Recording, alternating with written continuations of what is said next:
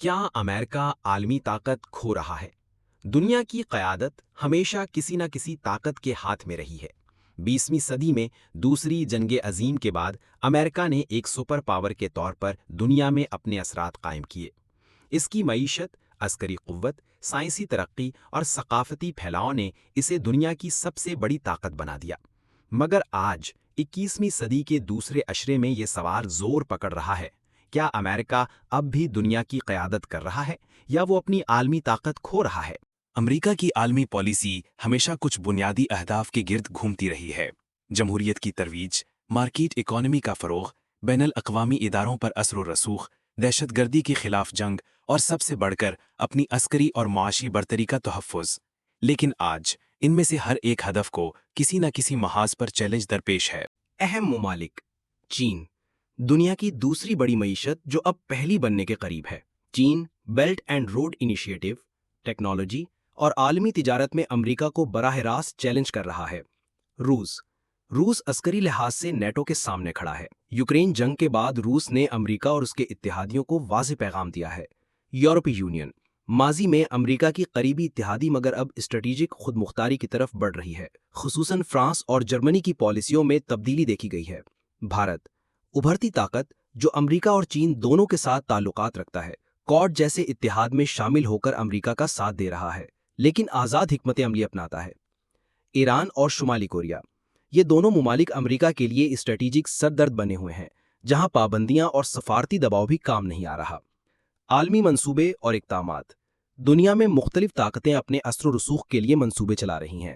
Belt and Road initiative BRI، چین کا عالمی infrastructure منصوبہ جو 150 سے زائد ممالک کو جوڑ رہا ہے۔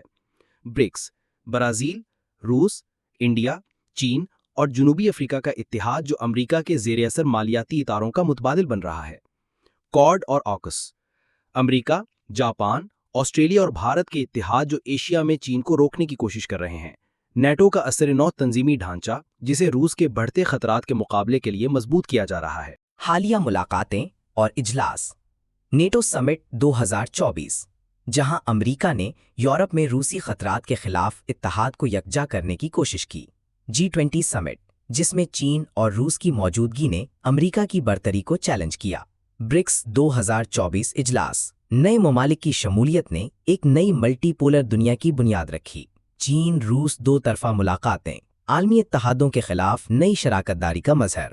موجودہ مسائل: امریکہ کئی داخلی و خارجی مسائل سے دوچار ہے۔ افغانستان سے انخلا، عالمی سطح پر امریکہ کی فوجی ساکھ کو شدید نقصان۔ تجارتی جنگیں، خاص طور پر چین کے ساتھ، جنہوں نے عالمی معیشت میں بے چینی پیدا کی۔ سیاسی تقسیم، اندرون ملک بڑھتی ہوئی دو رخی سیاست، انتخابات میں عدم استحکام۔ اخلاقی ساکھ، عراق، افغانستان اور اسرائیل جیسے معاملات پر امریکہ کی پوزیشن سوالیہ نشان بن گئی ہے۔ چیلنجز اور مشکلات: معاشی زوال، قرضوں کا بوجھ اور انفلیشن اور معاشی مقابلہ۔ ٹیکنالوجی میں پیچھے پن، چین اب 5G، AI اور چپ انڈسٹری میں سبقت لے جا رہا ہے۔ اتحادیوں کی ناراضگی، فرانس کا AU کے US پر ناراضگی، سعودی عرب کا امریکہ سے فاصلہ اور ترکی کا آزاد روی۔ ملٹی پولر دنیا کا ابھار، دنیا اب امریکہ کی بجائے متعدد طاقتوں پر مشتمل ہو رہی ہے۔ یہ کہنا درست ہوگا کہ امریکہ مکمل طور پر عالمی طاقت نہیں کھو رہا، مگر اس کا بے تاج بادشاہ والا دور ختم ہو رہا ہے۔ امریکہ اب بھی ایک مضبوط طاقت ہے، مگر وہ واحد طاقت نہیں رہا۔ دنیا اب زیادہ شراکتی، خود مختار اور متوازن ہوتی جا رہی ہے۔